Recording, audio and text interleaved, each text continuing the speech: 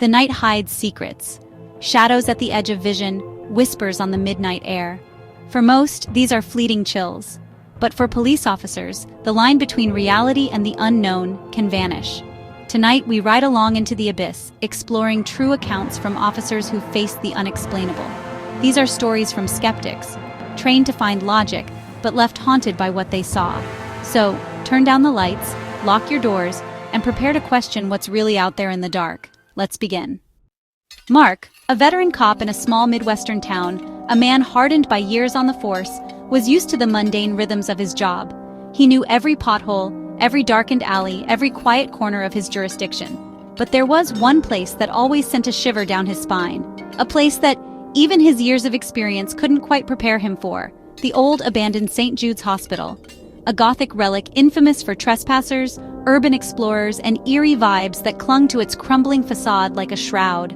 Locals whispered stories of strange occurrences within its walls, tales of unexplained noises and fleeting shadows. One October night, with the wind howling and the moon hidden behind thick clouds, a call came in. Flashlights seen flickering on the third floor, specifically in the psychiatric ward, a place with its own dark history and unsettling reputation. Mark, despite his apprehension, responded to the call. He parked his patrol car and approached the imposing structure. He entered through a side door, its hinges groaning in protest, the air immediately colder and heavier than outside, as if the building itself was exhaling a breath of icy dread. Inside, silence swallowed every sound, a thick, oppressive silence that seemed to amplify the beating of his own heart. The air hung heavy with the scent of dust, decay, and something else. Something indefinable, yet undeniably unsettling. His flashlight beam cut through the darkness, revealing only decay and the ghosts of emergencies past, peeling paint, rusted medical equipment, and the lingering echoes of pain and suffering. As he cautiously climbed the stairs, each step echoing in the oppressive silence, a metallic scraping sound echoed from above, sending a jolt of adrenaline through him. It sounded like something heavy being dragged across the floor. On the third floor, he found himself in the psychiatric ward. Padded rooms, their walls stained and torn, and leather restraints cracked and worn, whispered of the tormented souls who had once resided within these walls, their suffering now imprinted on the very fabric of the building. Then, a soft, rhythmic thudding, like a ball bouncing, echoed from the last room on the left, a sound that seemed strangely out of place and utterly chilling in the desolate environment. Mark approached the door, his heart pounding against his ribs, each beat a deafening drum in the silence. As he neared, a malicious whisper, too faint to understand but undeniably present, filled the air, prickling the hairs on the back of his neck. The sound stopped abruptly. He took a deep breath, steeling his nerves, and entered the room, empty, except for a single set of small, bare footprints in the thick dust covering the floor, ending abruptly in the center of the room, as if the person who made them had simply vanished. Suddenly, with a deafening roar, every door in the hallway slammed shut simultaneously, plunging him into absolute suffocating darkness. The force of the closing doors sent tremors through the floor, panic rising, a cold sweat breaking out on his brow. Mark retreated, fumbling for the stairs, only to hear a child's giggle, high-pitched and utterly devoid of innocence, echo down the stairwell, seeming to chase him into the darkness. He didn't hesitate. He fled the building, his heart hammering in his chest, his mind reeling from what he had experienced, or thought he had experienced. He ran to his patrol car, fumbling with the keys, desperate to escape the oppressive atmosphere of St. Jude's.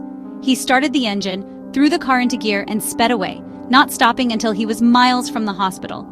Then on the radio, a calm, almost mocking voice reported, "Premises secure, no trespassers." He never volunteered for hospital checks again, always finding a reason to pass the duty on to someone else. The memory of that night, the chilling silence, the bouncing ball, the bare footprints, and the child's giggle haunted him.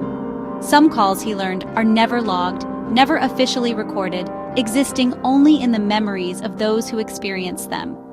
Some things, no matter how hard you try, are never explained, remaining shrouded in mystery and speculation. And some nights, especially when the wind howls and the shadows lengthen, the past refuses to stay buried, clawing its way back into the present.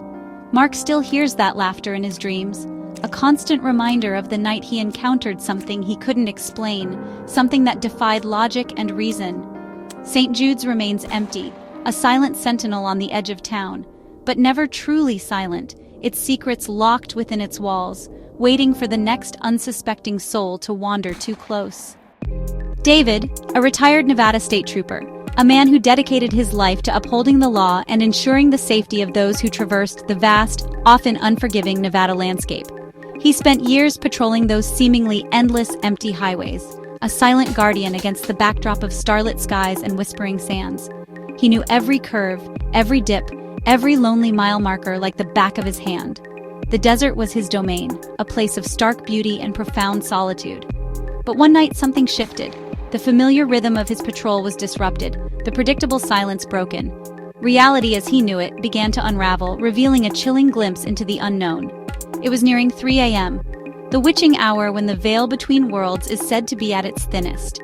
He spotted a young woman, seemingly stranded on the roadside. She was dressed in a simple white dress that seemed to glow faintly in the darkness. She was utterly alone, miles from the nearest town, the nearest sign of civilization. Just her, the endless highway, and the vast, indifferent desert stretching out in all directions. A vulnerable figure in a desolate landscape. As he approached, he noticed something unsettling. She radiated an unnatural cold, a palpable chill that seemed to emanate from her very being, defying the desert heat. She approached his cruiser with a hesitant grace, her voice soft as she asked for a ride to the next town, a plea for help that seemed both desperate and strangely detached. David, ever the dutiful officer, unlocked the back door of his cruiser. She turned and moved towards the vehicle, and he watched as she appeared to get in, or so he thought. He distinctly remembered the sound of the door closing. He glanced in the rearview mirror just moments later, intending to ask her name, but the back seat was completely empty. Vanished, as if she had never been there at all. He slammed on the brakes, the tires screeching against the asphalt, the sudden stop throwing him forward against his seatbelt. He jumped out of the car, frantically checked the road behind him, scanning the darkness for any sign of her. Then he turned his attention back to the car, peering into the back seat, his heart pounding in his chest. There was nothing but an icy chill permeating the air, a lingering coldness that clung to the fabric of the seat where she'd sat. He searched the surrounding area, desperate for some explanation. But there was no broken-down car, no footprints in the sand, no sign that she'd ever been there, except for the lingering cold. David, a man of logic and reason, a man trained to observe and analyze, found no rational explanation for what had just occurred. He couldn't explain it, couldn't understand it. He never filed a report. Who would believe him? He'd be laughed out of the station. But every night after that, as he continued patrolling that same lonely stretch of highway, the memory of that encounter haunted him. He'd constantly glance in the rearview mirror, his eyes darting nervously to the back seat. He was half expecting, half dreading, to see her sad, ethereal eyes staring back at him, a silent reminder of the night reality bent and broke. Some passengers, it seems, never really leave, their presence lingering long after they've vanished from sight. And some roads hold secrets, whispers of the past that refuse to fade, echoes of events that defy explanation. For David, the desert was never truly empty again. The vast emptiness now held a chilling presence, a constant reminder of the unexplainable. The cold in his car lingered long after the sun rose, a persistent reminder of the spectral hitchhiker. It was a cold that seeped into his bones, a cold that no amount of desert heat could ever truly dispel. He learned a chilling lesson that night. Not all who ask for help are among the living, and not all rides end where they begin. Some journeys transcend the boundaries of life and death. The highway remembers, holding on to the stories of those who have traveled its path, both living and otherwise. Chris, a young officer, worked nights in a century-old precinct with a basement most avoided. One late shift, he descended to retrieve evidence, a knife from an old case. The basement was colder, the silence oppressive. As he searched the shelves, a heavy box slid off by itself, crashing to the floor. Heart pounding, Chris sensed he wasn't alone. At the end of the aisle, a shadow darker than darkness appeared. Tall, human-shaped, featureless. It watched him, absorbing the light. Fear overwhelmed his training. Chris backed away as the shadow melted into the gloom. He bolted upstairs, locking the door behind him, unable to explain what he'd seen. He never returned to the basement. Some evidence, he realized, is best left undisturbed. The past lingers in the shadows, waiting for someone to notice. Chris never spoke of it, but the memory haunted every quiet night. In that cold room, he learned some things can't be locked away. Alan, a sheriff's deputy stationed deep in the heart of the Appalachians, was a man accustomed to the quiet solitude of the mountains. His days were usually filled with routine patrols and the occasional domestic dispute, a far cry from the bustling city life he'd once imagined. One particularly still evening, as the sun dipped below the horizon, painting the sky in hues of orange and purple, Alan answered a call, a strange one at that. A report about a woman crying in the woods behind a remote cabin nestled deep within the forest. The caller, an elderly man who lived in the cabin, sounded genuinely distressed. The fog was thick, a dense swirling blanket that clung to the trees and obscured everything beyond a few feet. It was the kind of fog that swallowed sound and played tricks on the eyes, making familiar paths seem alien and menacing.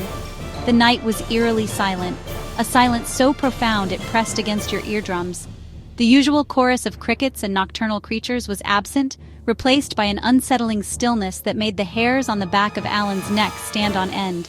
Except for the heart-wrenching sobs echoing through the trees, the sound was raw and filled with a pain that resonated deep within Alan's own soul.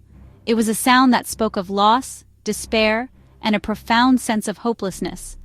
Alan entered the woods, flashlight in hand, its beam cutting through the oppressive darkness and swirling fog. He moved cautiously, his boots sinking slightly into the damp earth, the air heavy with the scent of pine and decaying leaves. Following the sound deeper and deeper into the woods, Alan felt a growing sense of unease. The trees seemed to close in around him, their branches like skeletal arms reaching out to grab him. The crying seemed to move, always just out of reach, leading him on a twisted chase through the dense undergrowth.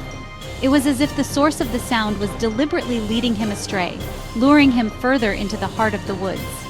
"Sheriff's Department, are you hurt? Can you hear me?" he called, his voice echoing through the trees, sounding small and insignificant against the vastness of the forest.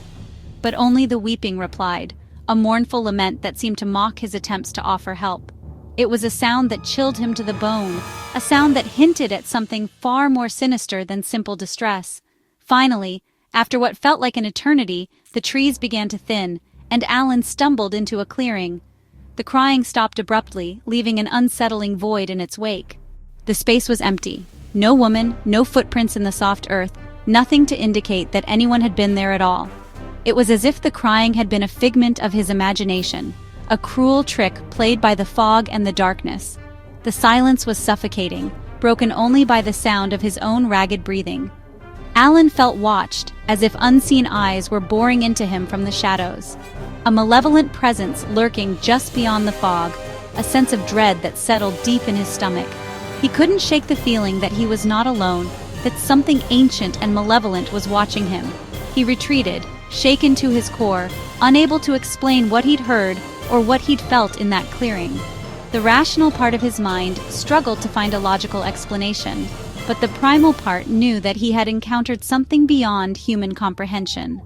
The old man at the cabin, his face etched with wrinkles, and his eyes filled with a knowing sadness, whispered, his voice raspy with age and experience.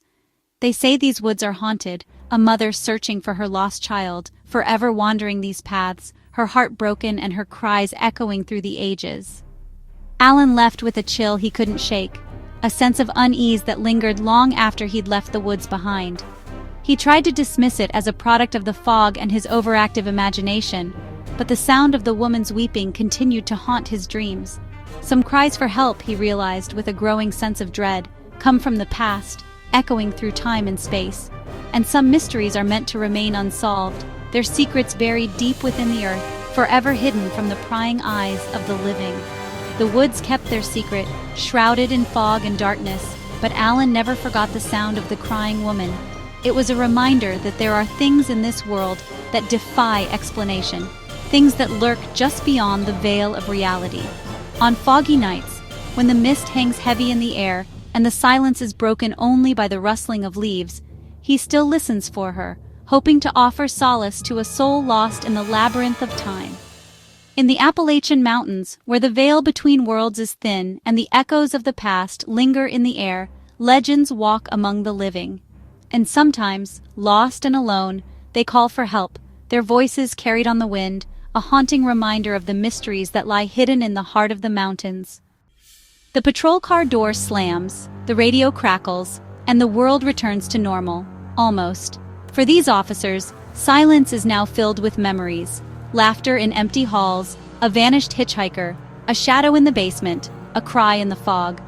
Their stories remind us, some calls come from beyond the veil, and duty can lead into the unknown. The world is full of mysteries, and those who walk the thin blue line sometimes glimpse what lies on the other side. Have you ever faced the unexplainable? Share your story in the comments. Thanks for joining this journey into the darkness. Subscribe for more chilling tales. Until next time, try not to wonder what's lurking in the silence.